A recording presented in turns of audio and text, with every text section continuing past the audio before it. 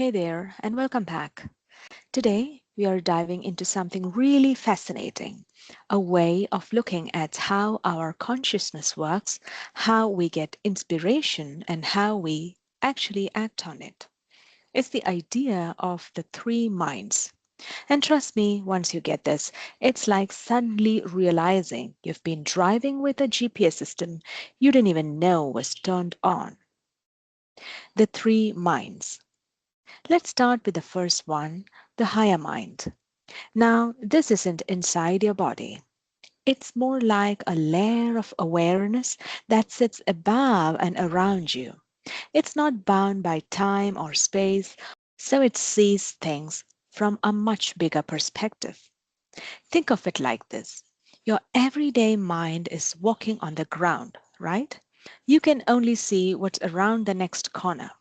But your higher mind, it's like being 10,000 feet up in the air, looking down at the entire forest or the whole city.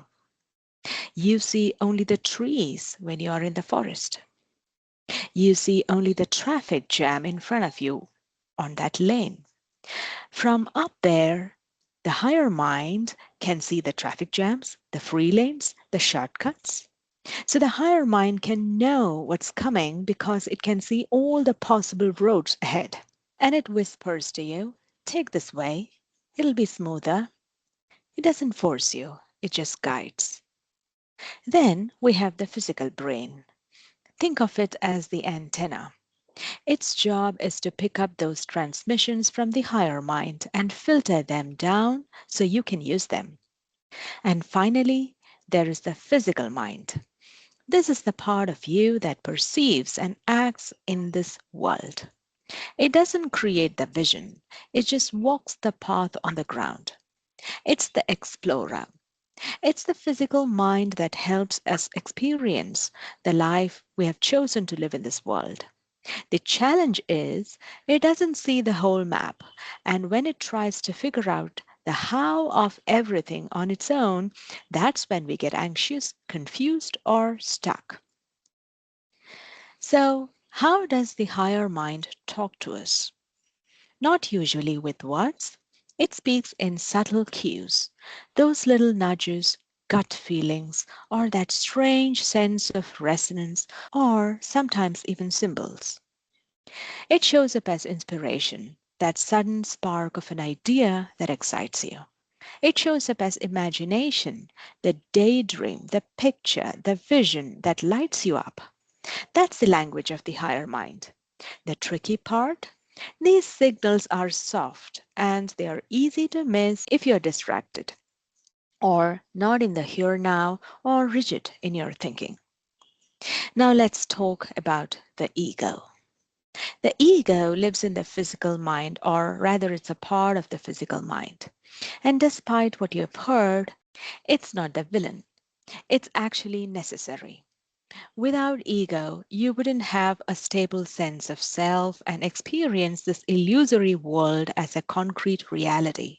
You'd be lost in endless possibilities. Ego gives you focus. I'm this person living this life in this body. But here is the deal. The ego has two faces, a supporting one and a limiting one. The supportive ego. When the ego is aligned, it's your ally. It acts like a focusing lens bringing clarity. It anchors your story, giving continuity. It translates the higher mind's guidance into steps you can actually take. And it allows you to feel healthy self worth. I exist, and that's enough. The limiting ego. When the ego forgets its place, it becomes limiting. It says you are only your job, your role, your title, your designation, your possessions, the money that you have. It panics and tries to control everything, the outcomes it's not supposed to control. That's not its job.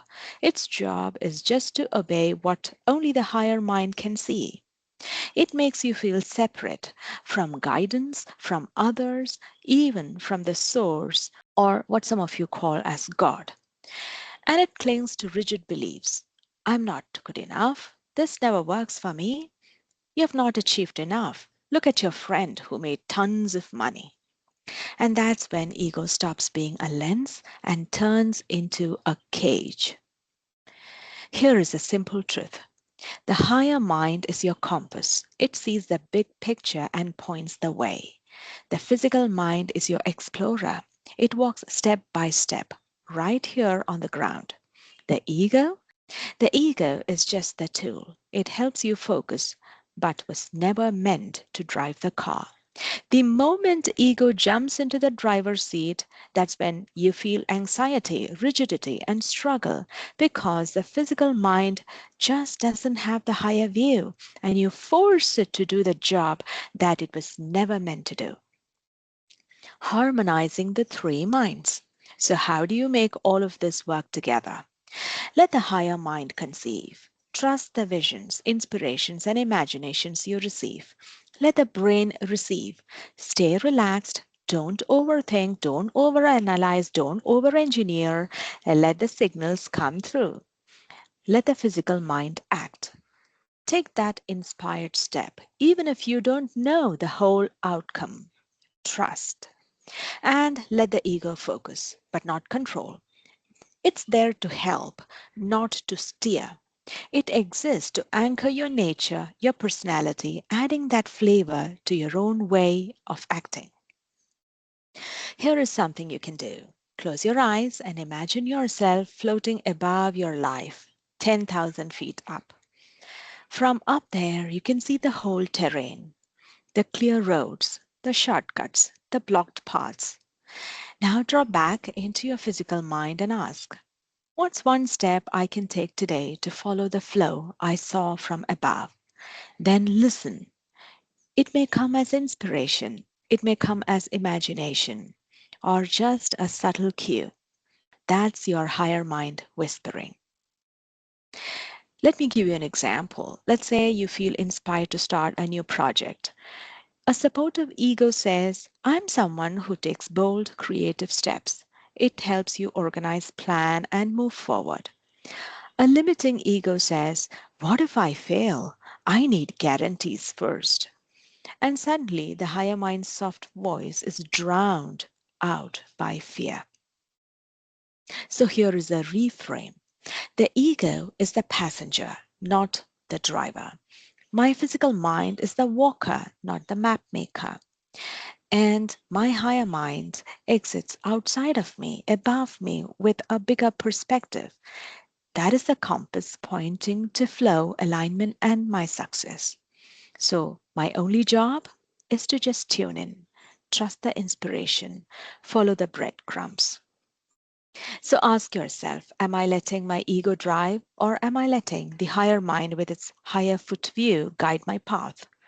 And am I quiet enough inside to catch the subtle cues, the nudges, the sparks, the visions that show me the way forward? Thanks for being here with me today. When all three minds play their right role, life just flows with more ease, more clarity, and more joy. Until next time, keep listening to your higher mind, keep acting with your physical mind, and keep appreciating your ego as a loyal passenger on the ride.